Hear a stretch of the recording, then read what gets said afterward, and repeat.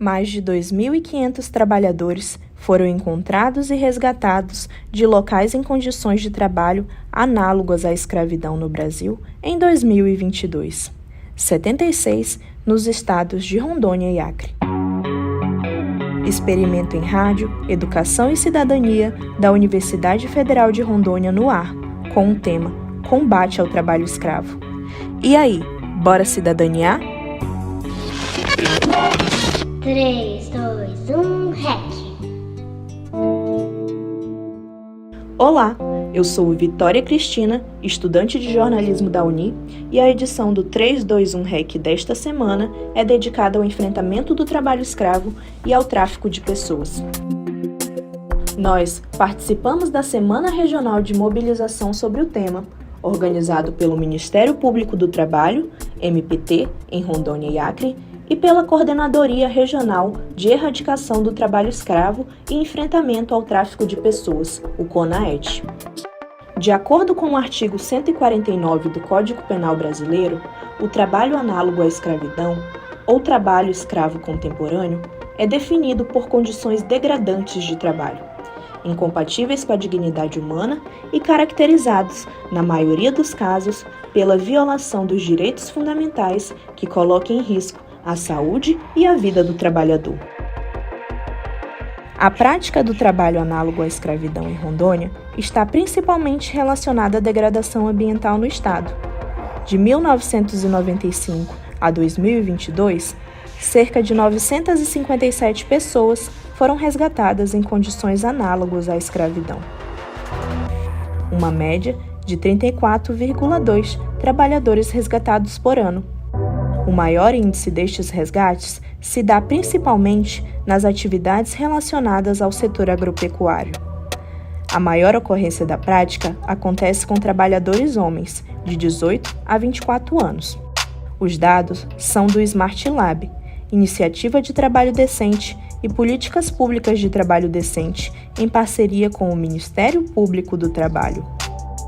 Márcia Figueiredo, representante da Comissão Estadual para a Erradicação do Trabalho Escravo na Bahia, fala sobre a diferença do trabalho regular e possíveis confusões na identificação da analogia ao trabalho escravo.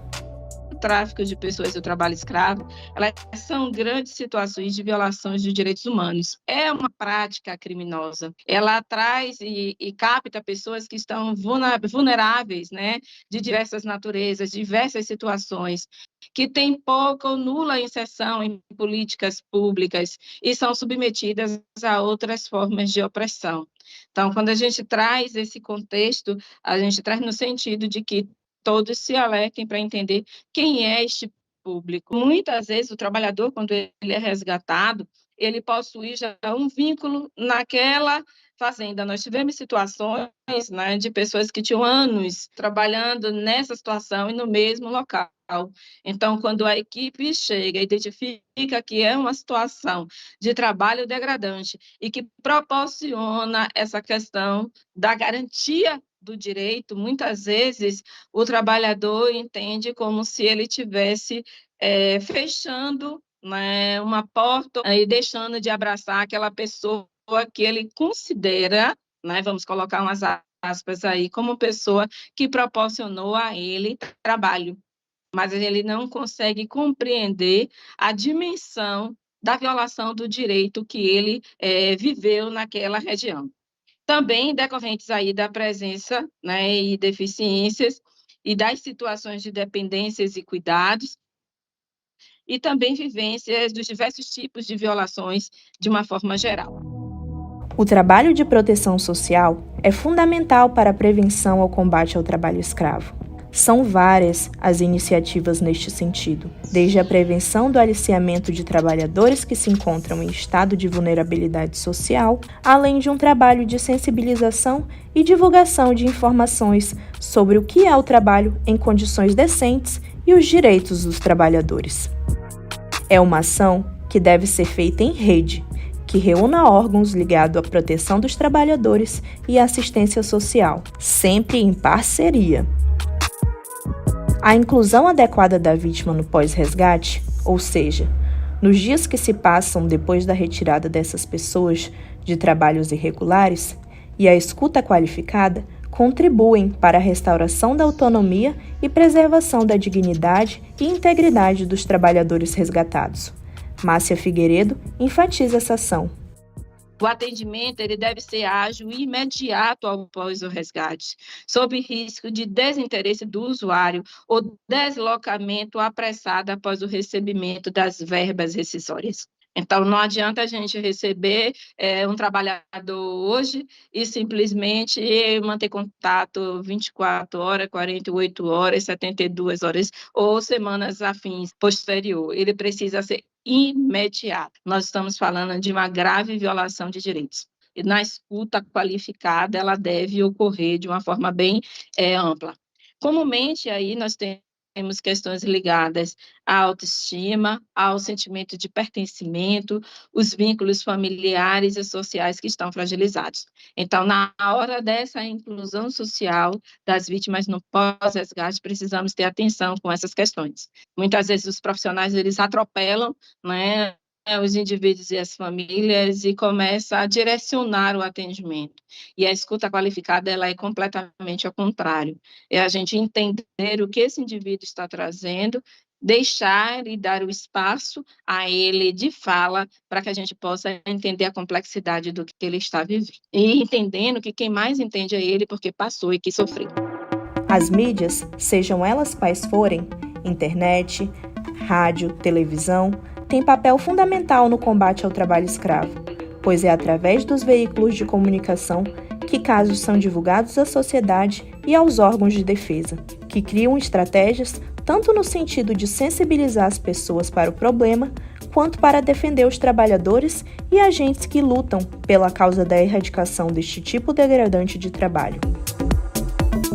O também representante da Comissão Estadual para a Erradicação do Trabalho Escravo na Bahia, Admar Fonte, ressalta o papel da mídia neste contexto. É importante conversarmos, dialogarmos com os comunicadores do nosso estado. A reportagem ela não pode ser uma reportagem solta, vaga. E aí, capacitar esses comunicadores é de suma importância para que eles entendam como é que é a política de enfrentamento ao tráfico de pessoas, ao trabalho escravo no estado, quais são as leis que eles podem procurar para estarem dialogando e o cuidado que é a proteção à imagem das vítimas nos jornais, nos veículos de imprensa. A gente tem que proteger essa vítima. Essa vítima acaba ficando em cárcere porque a gente entra com pedidos de proteção, ela vai ter que mudar de endereço e ela fica acuada. E não é isso que a gente quer. A gente quer que o trabalhador tenha liberdade, ele possa ir e vir como qualquer outra pessoa. A Procuradora do Trabalho e Coordenadora Regional da CONAET em Rondônia, Camila Holanda Mendes da Rocha, reforça a importância do papel das mídias nestas pautas. O papel da mídia na conscientização é falar sobre trabalho escravo, falar sobre conceito, para que a gente consiga quebrar algumas mensagens que são tratadas como se o trabalho escravo ou os meios de produção que os auditores fiscais, os procuradores do trabalho, os assistentes sociais capacitados identificam como trabalho escravo. Às vezes essa mensagem é tratada como se fosse é a cultura de determinado setor produtivo. E é importante a gente quebrar essa mensagem, porque trabalho é trabalho, existem normas a serem cumpridas e os direitos dos trabalhadores precisam ser garantidos. Então, a mídia tem um papel muito importante em trazer essa conscientização. É muito importante que a gente traga também a exposição do lado de transformação, porque muitas vezes existe um caso de trabalho escravo em que o Ministério Público do Trabalho promove um termo de ajuste de conduta em que aquilo extrapola o âmbito pecuniário, ou seja, são garantidos os direitos trabalhistas, as verbas rescisórias, o dano moral individual e o dano moral coletivo, mas tem uma série de medidas que aquele empregador vai ter que adotar para ajustar ali a sua atividade econômica, para continuar exercendo aquela atividade econômica agora, respeitando a lei. E normalmente o que a gente vê na imprensa é que essa parte não é divulgada.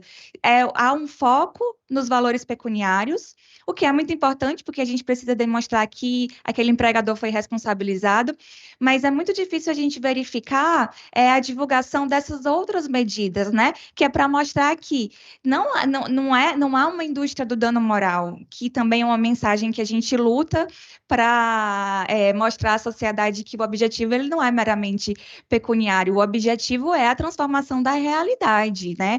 Então, se houve um resgate de um trabalho de trabalhadores em uma determinada fazenda e ela continuou produzindo aquela atividade econômica, é porque ela se comprometeu em ajustar a conduta e o Ministério Público do Trabalho, os auditores fiscais do trabalho, quem tem a competência para investigar, pode, inclusive, retornar, fazer novas investigações para verificar se realmente, inclusive deve, né? Para verificar se ajustou a conduta e se não tiver ajustado, aí vem uma série de outras repercussões. E a gente pede que esse lado também seja ressaltado, todas as outras medidas que estão sendo aplicadas também àquele empregador. A denúncia é a peça-chave no combate à violação dos direitos dos trabalhadores. Basta uma suspeita para que os órgãos competentes realizem o trabalho de fiscalização nos locais denunciados. Você pode denunciar a prática irregular de trabalho através do Disque 100 ou por meio do aplicativo MPT Pardal. Ao fazer a denúncia, coloque o máximo de informações sobre o caso. Vale ressaltar que em ambos os canais, a vítima pode realizar a denúncia de forma anônima. Repito aqui, Disque 100 ou faça sua denúncia por meio do aplicativo MPT Pardal. Trabalho é um direito humano. Trabalho com dignidade e respeito ao ser humano. E o 321 REC desta semana acabou. Na próxima quarta-feira tem mais experimentos por aqui. Sempre na linguagem rádio, educação e cidadania. E se você quiser participar dos episódios ou enviar uma sugestão de pauta, manda pra gente no rec@uni.br ou no Instagram, @rec.uni. Eu, Vitória Cristina, me despeço, te convidando a caminhar com a gente. Bora cidadaniar? 3, 2, 1, REC!